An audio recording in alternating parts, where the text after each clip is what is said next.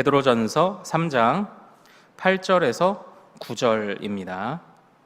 자, 우리 한 목소리로 같이 8절 9절을 같이 읽겠습니다. 시작. 마지막으로 말하노니 너희가 다 마음을 같이하여 동정하며 형제를 사랑하며 불쌍히 여기며 겸손하며 악을 악으로 욕을 욕으로 갚지 말고 도리어 복을 빌라. 이를 위하여 너희가 부르심을 받았으니 이는 복을 이어받게 하려 하심이라. 아멘. 아멘. 자, 오늘 우리가 함께 읽은 이 말씀 통해서요, 복의 전달자라는 제목으로 은혜를 같이 나누도록 하겠습니다. 사랑하는 여러분, 이번 수련회 강사 목사님이 대구 내일교회 이관형 목사님이셨어요. 본인의 학창 시절부터 이어져 왔던 여러 이야기들과 함께 교회의 영광스러운 모습에 관해서 설교를 해주셨는데요, 이런 말씀 하셨던 게 기억에 나요. 18년 동안 학생 때 신앙생활을 나름 잘하고 교회 출석도 성실히 하고 대학교에 갔는데 너무 혼란이 많더라는 겁니다. 어쨌든 하나님의 백성답게 자녀답게 살아야 되긴 하겠는데 막상 더 큰 세상과 현장으로 가보니까 어떻게 살아야 될지를 모르겠었다는 거예요. 왜 그러냐면 고등학교 때까지 한 17년, 18년, 19년을 신앙생활하면서 배운 거라곤 뭐였다고 기억나세요? 얘야 주일 성수 잘해라. 그리고 그 뒤에 뭐가 붙는다고 했죠? 안 그럼 다친다. 이거예요. 얘야, 그 다음 뭘 잘해요? 헌금 잘해라. 안 그럼 다친다. 얘야, 술, 담배 하지 마라. 안 그럼 다친다. 이거밖에 기억이 안 나더라는 거예요. 그리고 대학교를 딱 가니까 그 당시 막 한창 민주화 데모도 해야 될 때고 또 그 안에서 더 큰 세상을 만난 이제 이 지방 청년이 얼마나 갈등이 있었겠습니까? 그러면서 그런 얘기를 하셨던 거예요. 우리는 그런데 내가 성경을 통해서 우리 기도해 주신 것처럼 내가 하나님의 걸작품이라는 것을 알게 된 순간부터 새로운 눈이 열리기 시작했다고 그런 말씀을 하셨습니다. 우리는 제품이 아니래요. 우리는 걸작품이래요. 제품과 걸작품의 차이 기억하시나요? 우리 못 들어보신 분들은 잘 한번 들어보세요. 제품은 대량 생산이 가능해요. 그리고 막 원하는 대로 만들고 가격을 매겨요. 높은 가격, 낮은 가격, 그 가치를 나름대로 판단해서 가격을 매겨요. 그런데 걸작품은 대량 생산이 안 돼요. 하나만, 인생의 걸작 하나. 뭐 예를 들어서 피카소 같은 그런 사람들이 그림을 그린다면 걸작 하나를 딱 그립니다. 가격은 어떻죠? 가격을 못 따진다는 거예요. 그래서 하나님이 우리가 세상에서 아직도 혼란도 많고 우리나라 어렵고 그리고 내가 서울대 물리학과를 나오셨대요. 그런데도 자존감이 안 살고 혼란이 많지만 하나님의 말씀이 너는 걸작품이야. 거기에서부터 새로운 출발의 빛을 보았다고 그렇게 말씀을 하셨습니다. 그래서 이런 농담도 하셨어요. 우리가 피카소가 그렸대 그러면 와 이러죠. 이해 못해도 와 이러잖아요. 그래서 이해 안 가는 사람이 있으면 어떻게 하라고 합니까? 아, 저 사람은 심오하다. 심오하다. 하나님이 만드셨으니까 뭔가 뜻이 있긴 있을 텐데 내가 부족해서 못 느끼는 거지. 아, 저 사람은 심오하다. 이렇게 생각하라는 이제 이야기도 뭐 반우스갯소리로 하시지 않았습니까? 근데 저는 그 말씀이 참 기억에 남아요. 내가 단순히 기독교 신앙을 주일 성수 잘해라. 안 그럼 다친다. 헌금해라. 안 그럼 다친다. 술, 담배 하지 마라. 안 그럼 다친다로 배운 것만이 아니라 처음부터 하나님이 우리를 걸작품으로 만드셨고 상황과 형편에 상관없이 우리가 하나님 앞에서 존귀하게 살아갈 수 있는 존재라는 것을 어려서부터 배웠었더라면 뭔가 자신의 삶이 좀 달라질 수 있었지 않았을까 그런 말씀하셨습니다.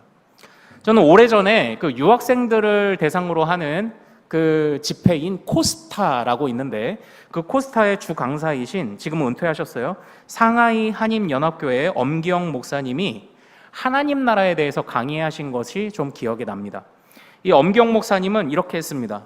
자기가 학생 때 계속 배웠던 하나님 나라라는 것은 얘야 열심히 믿어라 그래야 죽으면 천국 간다 였다는 거예요. 그런데 그걸 가지고 또 역시나 나와 보니까 아무것도 할 수 있는 게 없더라는 겁니다. 얘야 열심히 믿어라. 죽으면 천국 간다. 그래야 천국 간다. 하지만 이 엄기영 목사님이 하나님 나라라는 것이 어떤 의미인지를 하나하나 공부하고 나아갈 때 하나님 나라가 죽어서 가는 천국만이 아니라 근데 여러분들도 이미 잘 아시죠? 제가 여러 번 말씀드렸으니까 우린 죽으면 천국 가요? 그러나 죽어서 가는 당장의 천국은 아직 좀 불완전하죠. 왜 그렇습니까? 몸은 못 갔잖아요. 몸은 이 땅에 남았잖아요. 영혼만 잠시 분리돼서 갔다가 완전한 천국은 언제 이루어지죠? 주님이 다시 오시는 그날에 우리 몸이 가루로 돌아갔지만 흙으로 돌아갔지만 신령한 몸으로 빚어지고 잠시 떨어져 있던 영혼과 만나 온전히 신령한 부활체의 몸으로 우리가 주님과 영원히, 그런데 저기 어디 훌쩍 가서 사나요? 아니요. 이 세상이 새하늘과 새 땅으로 바뀌는 거예요. 새롭게 되는 거잖아요. 어디 갑자기 우주를 뚫고 저기 어디 안드로메다를 지나서 어디 저 은하수를 건너 이렇게 가는 게 아니잖아요. 여기에 하나님 나라가 임한다. 그래서 사실 하나님의 나라는 지금 여기서 하나님이 왕으로 다스리시는 모든 세상을 포함한다. 장차 그리고 이미 지금 여기 시작됐다. 그래서 엄기영 목사님이 이런 말씀하셨어요. 하나님 나라를 죽어서만 가는 천국이 아니라 지금 여기서 역사하시는 하나님의 능력과 통치권, 하나님 안에 있음이라는 개념으로 내가 진작에 배웠더라면 내 신앙생활이 달라졌을 것 같다. 그러니까 얘야 잘 믿어라. 그래야 죽어 천국 간다는 신앙생활이 계속 참기만 하는 거예요. 참아라. 그래야 천국까지. 참아라. 그래야 천국까지. 그러나 성경이 말하는 진정한 하나님의 나라는 당신은 할 수 있습니다. 하나님이 지금도 동행하십니다. 당신은 이길 수 있습니다. 하나님이 지금 왕이십니다. 실망하지 마십시오. 세상에 악한 것들이 잠시 날뛴다 하더라도 그리스도가 십자가에서 죽으신 후 부활하신 이후에 이 세상에서는 잔당 세력들밖에 남지 않았습니다. 이미 사단마귀는 떠나갔습니다. 하나님은 이미 다스리고 계십니다. 당신은 그 안에 속해 있습니다. 자세가 달라지죠. 삶의 자세가 달라져요. 내가 그것을 좀 더 빨리 알았다면, 지금 왕으로 나와 함께 여기서 역사하시는 하나님의 능력을 좀 더 내가 선명히 보게 되었었다면 내 신앙생활은 달라졌을 거다. 이렇게 얘기하십니다. 사랑하는 여러분, 우리에게 숙제가 생기죠. 지난주 우리는 좋은 남편, 좋은 아내에 관한 이야기를 나누면서 뭐라고 했죠? 우리 자녀들에게 모국어를 가르쳐주는 역할로서의 부모의 모습을 잠깐 말씀드린 적이 있습니다. 근데 모국어는 말만이 아니라 뭐라고 그랬죠? 표정, 생각하는 거, 말하는 거, 행동, 이게 다 모국어예요. 우리 자녀들이 보고 배우는 모든 게 모국어입니다. 이게 바로 엄마, 아빠에게서 배우는 거죠. 그러므로 우리가 신앙생활을 정말 성실하게 성경대로 잘해야 하는 이유가 또 거기 있죠. 우리가 얘야 주일 성수해라. 그래 안 그러면 다친다. 얘야 참아라. 그래야 천국 간다 라고만의 신앙생활을 붙들고 있으면 우리 애들도 신앙생활을 그렇게 할 거예요. 그러다가 20살 딱 되면 현실하고 안 맞으니까 이제 다 떠나가게 될 거랍니다. 하지만 하나님이 지금 여기서 일하고 계셔. 하나님이 지금 살아계셔. 그래서 엄마 아빠는 그 하나님을 의지한단다. 얘들아, 지금 상황을 놓고 보면 우리 집이 참 어려움을 겪으면서 웃을 일 없지. 하지만 엄마 아빠는 웃을 수 있단다. 하나님의 계획 안에 있어. 이 세상의 흐름이 아니라 하나님의 커다란 계획 안에 내가 있어. 그러니까 여러분들, 내가 어디에 속해 있는지, 내가 어떤 흐름에 속해 있는지, 어떤 이야기에 속해 있는지, 세상 이야기에 내가 속한 게 아니라 하나님의 거대한 이야기에 내가 속해 있는 거죠. 이건 분명히 삶의 태도를 다르게 합니다. 그런 것들을 우리 자녀들에게 나누어 줘야 하지 않겠습니까? 그런 점에서 이 베드로 전서가 참 의미가 있어요. 고난받는 성도들에게 위로도 하지만 고난받는 성도들에게 베드로 사도가 뭐라고 말합니까? 믿음 잘 지켜라, 이렇게 얘기하는 겁니다.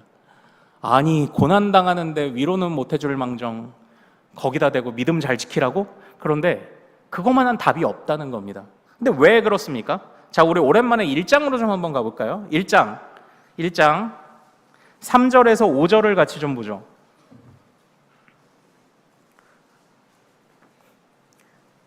왜 믿음이 정답인지, 왜 우리가 고난 중에도 낙심해서는 안 되는지 3절에서 5절에 이미 선포하고 시작하고 있죠. 3절에서 5절, 1장 3절에서 5절 같이 읽습니다. 시작. 우리 주 예수 그리스도의 아버지 하나님을 찬송하리로다.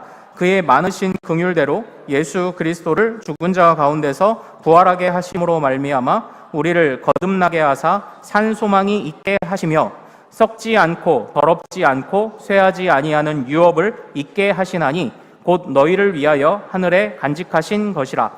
너희는 말세에 나타내기로 예비하신 구원을 얻기 위하여 믿음으로 말미암아 하나님의 능력으로 보호하심을 받았느니라. 아멘. 아멘.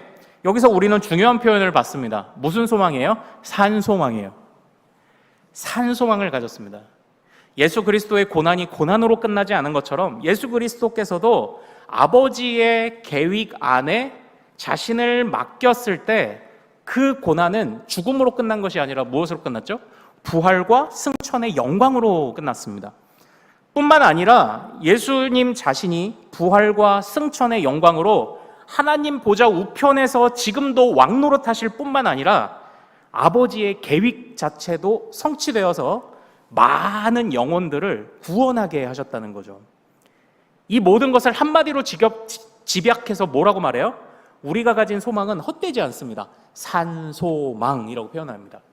그러므로 산소망을 가진 자들이요, 우리가 여기서 주저앉을까요? 우리가 여기서 넘어질까요? 우리가 여기서 낙심할까요? 아니요. 당신은 안 죽어요. 이렇게 표현해 볼까요? 당신은 죽어요. 그런데 안 죽어요. 이 소망을 우리에게 가지라는 것 아닙니까? 우리가 이 세상에 살면서 100년 정도 살다가 죽을 수 있지만 그러나 안 죽어요. 지금도 죽을 것 같아도 어려움이 있어도 안 죽어요. 주님이 매일매일 우리에게 산소망의 생명력을 공급하시는 줄로 믿습니다. 자, 우리 또 한 번 배우게 되죠. 영생은 언제부터 시작돼요? 영생은 죽으면 그때부터 시작돼요? 아니요. 지금도 이미 생명력이 계속 주님으로부터 우리에게 오고 있어요. 주님이 계속 베푸시고 있어요. 그래서 우리가 똑같아 보여도 남다른 삶을 지금 살아가고 있는 건 아닙니까? 이 산소망 아래에서 사도 바울이 계속 권면합니다. 그리고 우리가 살펴봤던 2장 후반부와 3장에서는 그래서 당신들에게 하나님이 맡기신 자리를 성실히 지키십시오. 나라에 충성하십시오. 당신이 종이라면 상전들에게 충성하십시오. 아내와 남편이요, 서로 성실하십시오. 사랑하십시오. 이런 권위에 대해서 순종하며 자신의 자리를 지켜갈 것을 말하죠. 그리고 이제 드디어 이 이야기 끝, 세상에서 자기 자리를 지키며 순종하며 권위를 인정하고 사십시오라는 요 단락의 끝을 오늘 3장 8절과 9절로 마무리하고 있는 겁니다. 자, 우리 3장 8절만 우선 다시 같이 한번 읽어보도록 하겠습니다. 이제 오늘 본문 볼게요. 3장 8절 같이 읽습니다. 시작. 마지막으로 말하노니 너희가 다 마음을 같이하여 동정하며 형제를 사랑하며 불쌍히 여기며 겸손하며. 아멘. 여기서 마지막으로 말하노니가 이제 여기서 베드로 전서를 끝맺음하겠다는 게 아니라 요 단락의 마지막 이야기다. 이제 이 이야기를 합니다. 당신의 자리를 지키십시오. 권위를 인정하십시오. 하나님이 그들을 세우신 뜻이 있습니다. 그리고 이 모든 것을 종합하여 말하는데 너희가 마음을 같이하여, 여기서 너희는 뭘까요? 너희는 고난받는 성도들. 그러니까 8절은 그리스도인들끼리 이렇게 행동하라는 말씀으로 보면 돼요. 그리스도인들끼리 어떻게 하래요? 다 마음을 같이하여 동정하여 형제를 사랑하여 불쌍히 여기며 겸손하여.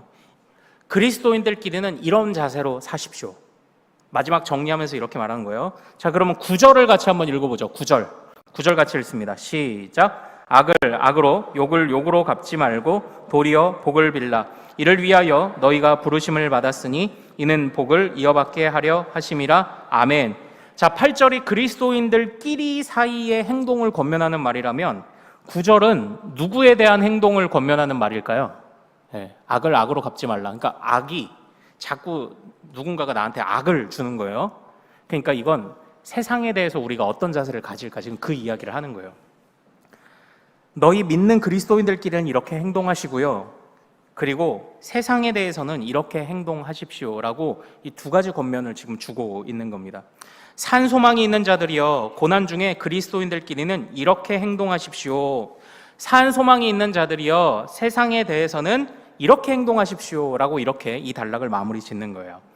자, 그런데 그리스도인들끼리 어떻게 하래요? 이게 어려운 표현들은 없습니다.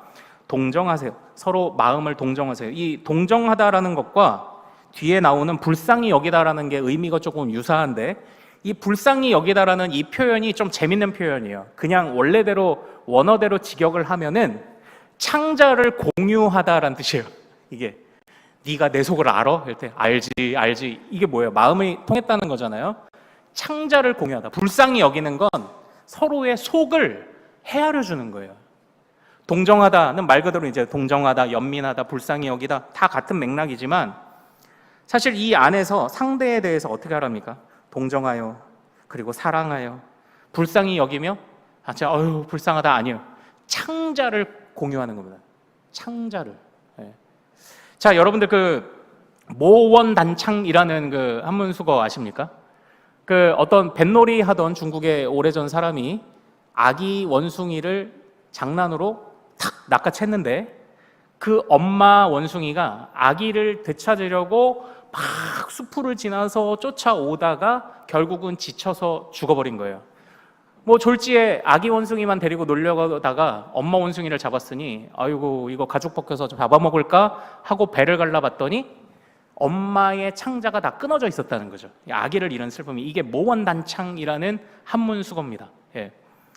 그것처럼 이 아기 원숭이를 향한 엄마 원숭이의 사랑이 얼마나 지극한지 그 잡혀가는 아기를 보면서 창자가 끊어질 듯한 고통을 느끼는데, 이게 여기에서 말하는 불쌍히 여기다와 유사한 겁니다. 내가 저 사람을 불쌍히 여겨 그러면 아우 안 됐다 쯧쯧쯧이 아니라 네 속이 내 속이다. 네 창자가 내 창자다. 사랑하는 여러분이요, 서로 고난당하는 성도끼리, 고난당하면 나만 봐요. 보통 이제 나만 본다고요. 그러나 사실 우리가 잘 알고 있지 않습니까? 우리가 이 아득한 인생길을 살아갈 때 혼자 살아가는 건 쉽지 않습니다. 그리고 우리가 산소망이 있음을 알지만 이것을 삶에서 하나하나 적용하며 스스로 사는 것은 쉽지 않아요. 그래서 주님이 자꾸 우리에게 동역자를 주시는 거잖아요. 동역자. 넌 혼자가 아니다.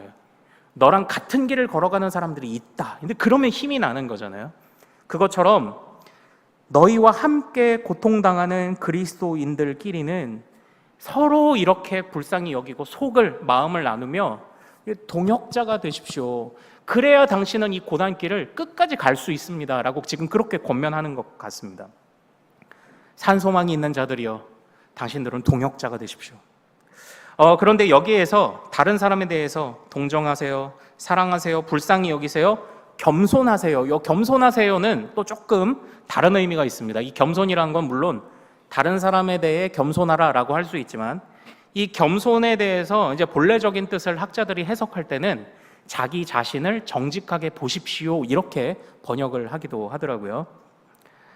그러니까 사랑하세요, 동정하세요, 불쌍히 여기세요는 다른 사람을 향해 있잖아요. 그런데 겸손은 일면 나 자신을 향해 있는 그러한 권면입니다. 서로끼리 동역자가 되세요. 그 동역자가 되면서 서로가 자신을 정직하게 바라보십시오. 바로 그런 이야기를 하고 있습니다. 잠깐 벗어나서 말씀드리면요, 제가 이제 휴가철이잖아요. 여러분들 휴가를 좀 어떻게 보내실지 모르는데, 제가 우리 성도님들한테 그래도 우리 포항에서 오래 사셨으면은 휴가 어디 산으로 가세요. 이렇게 바닷가니까 산으로 가세요. 그랬더니 우리 성도님들이 이렇게 말씀하시죠. 또 다른 바다를 보러 갑니다. 이렇게 얘기하시는 거예요.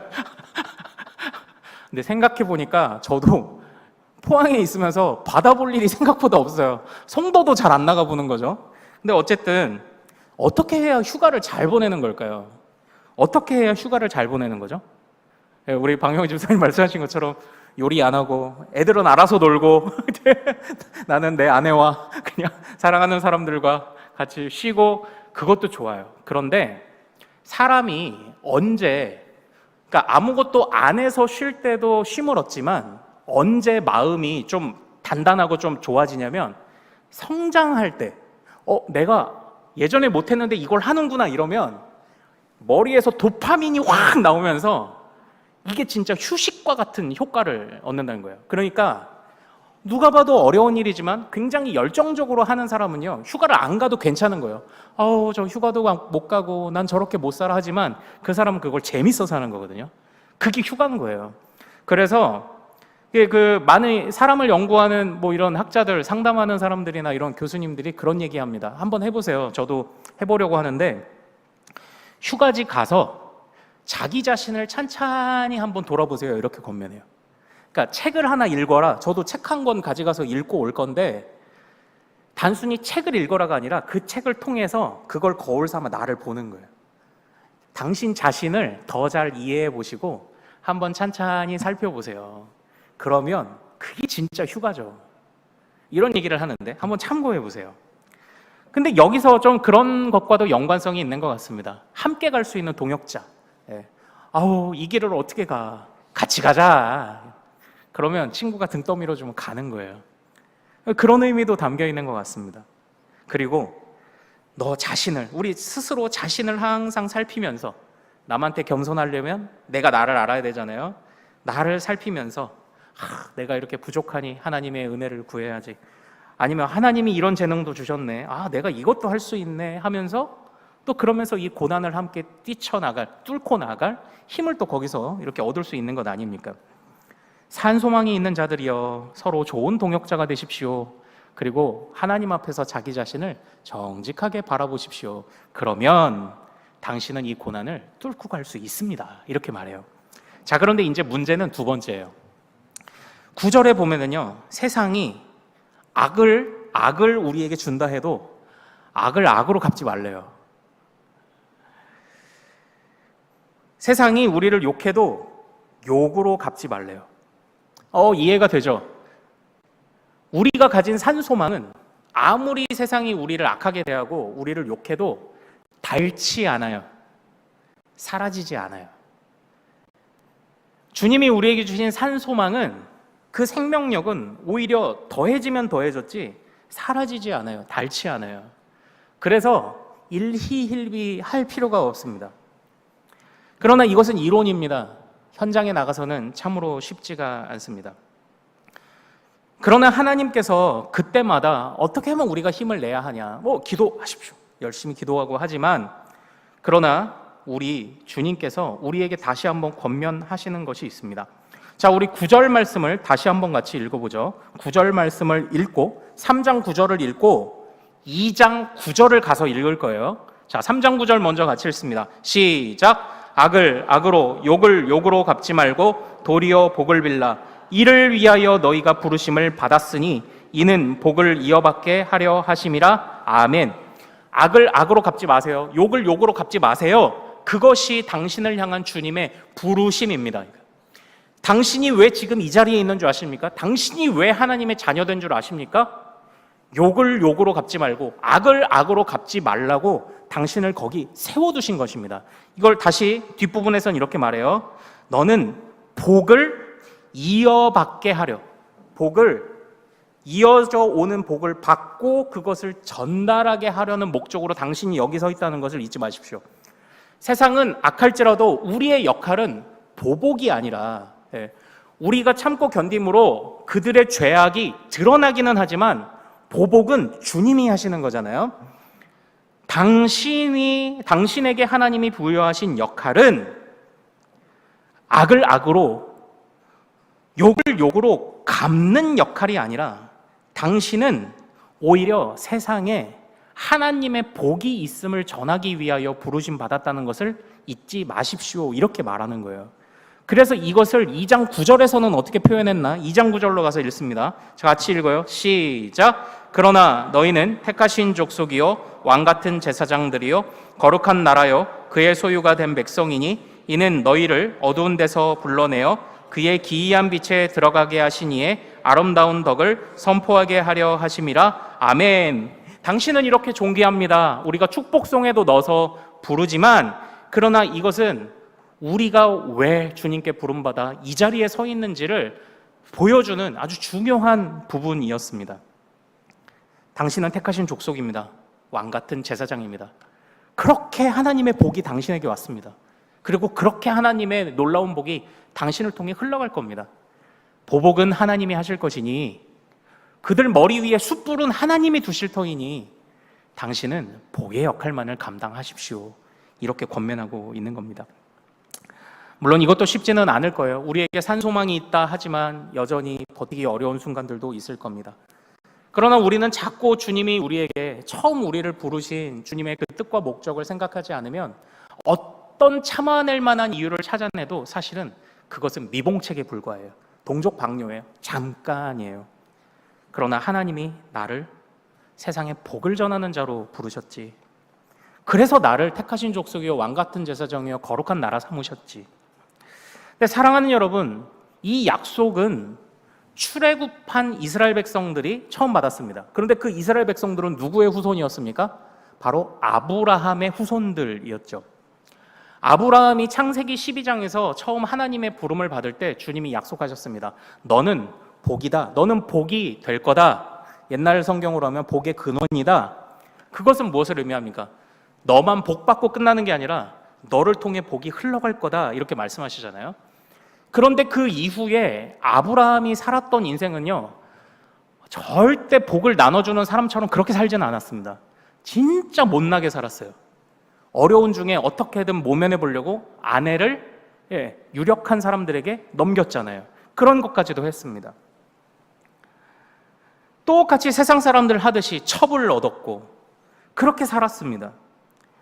그런데 그 아브라함을 하나님이, 아브라함 스스로 복을 만들어내지 않았지만 그 아브라함을 통해서 정말 출애굽이라는 이 거대한 백성들이 그 뿌리에서 나왔고 그들이 하나님 나라의 모델하우스로서의 이스라엘을 이루었으며, 결국 아브라함 자신은 부름받은 자였지만 그는 스스로 그 복된 길을 걸어갈 수도 만들어내지 못했습니다. 그러나 그에게 복되게 하시겠다, 복을 주시겠다, 복을 전하는 자가 되시겠다고 하신 하나님이 성실히 그 약속을 이루어 오셨어요. 그러므로 사실 이 9절의 말씀에서 악을 악으로 갚지 마십시오, 욕을 욕으로 갚지 마십시오, 당신의 위치는 그것을 위해 세워진 위치가 아닙니다. 여기에서는 단순히 우리의 위치뿐만 아니라 하나님이 그 일을 하실 겁니다. 하나님을 믿으세요. 당신을 못 믿겠으면 하나님을 믿으세요. 하나님이 그 일을 하실 것입니다 라고 계속 우리에게 권면하고 있는 것입니다. 사랑하는 여러분, 사실 이것 외에 더 무엇이 필요할까요? 하나님이 하실 겁니다. 하나님이 함께 하세요. 물론 우리는 아브라함의 믿음을 굉장히 높이 평가하죠. 친척 본토 아비집을 버리고 떠났잖아요. 그러나 많은 분들이 생각하지 못하는 게 있어요. 아브라함이 왜 떠났을까요? 믿음의 조상이다. 네, 그럴 수 있습니다. 그런데 아브라함이 왜 떠났을까요? 아브라함을 하나님이 찾아오셨어요. 바벨탑 사건 이후에 무려 300여 년 동안 하나님이 나타나셨다는 기록 없이 침묵이 흘러가던 절망적인 인간 세상 속에 하나님이 아브라함에게 이르시되 라는 말로 12장이 시작한다고요. 나중에 가서 찾아보세요. 하나님이 나타나셨다. 그 하나님을 만난 그 감격에 거부할 수 없는 믿음을 고백하며 아브라함이 친척 본토집을 떠난 거죠. 그래서 저는 아브라함이 잘나서 떠났다고 생각하지 않습니다. 하나님이 믿음을 주셨습니다. 하나님이 그 걸음을 걷게 하셨습니다. 아브라함은 자기 자신이 감당하고 해결한 것은 아무것도 없습니다. 그러나 하나님이 되게 하셨습니다. 그러므로 사랑하는 여러분, 우리에게도 이 마음이 필요할 것이라고 생각을 합니다. 복잡하고 어려운 세상입니다. 고난이 있고 뜻대로 되지 않는 세상입니다. 그러나 그리스도인들끼리 함께 갑시다. 서로를 각자를 점검하며 우리 함께 갑시다. 동역자가 있어요. 그러니까 갈 수 있죠. 주님이 우리를 어떤 부르심으로 부르셨는지, 우리를 얼마나 존귀하게 여기시는지 생각합시다.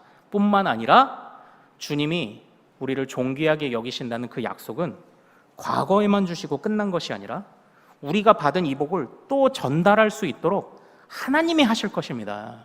이것을 의지하며 바로 우리로 복의 전달자로 살게 하시는 하나님의 은혜를 기대하며 나아가라고 오늘 베드로가 권면하고 있습니다. 사랑하는 여러분, 또 이번 일주일이 이제 우리에게 주어질 것입니다. 힘들면 어떡할까요? 힘들면 어떡하죠? 기도하시고 동역자들 찾으시고 전화해서 기도 부탁도 하시고 차 한잔 할까? 이렇게 하면서 동역자들 잘 챙기십시오. 그리고 또 어떡하죠? 마음이 또 어려울 때는 하나님이 나를 이곳에 왜 세우셨는지를 묵상하는 거예요. 그리고 또 어떻게 해야 되죠? 하나님이 하실 것이라고 고백하는 겁니다. 그것이 우리로 하여금 일주일을 또 고된 인생을 힘차게 살아가게 하는 힘이 될 줄로 믿습니다. 우리는 하나님의 복을 받았고 약속받았어요. 잘 전달할 수 있도록 하나님이 또 우리를 이끌어 가실 줄로 믿습니다. 자, 우리 주님의 선한 능력을 나와 우리 모두에게 임하기를 기대하며 찬양하도록 하겠습니다. 선한 능력으로.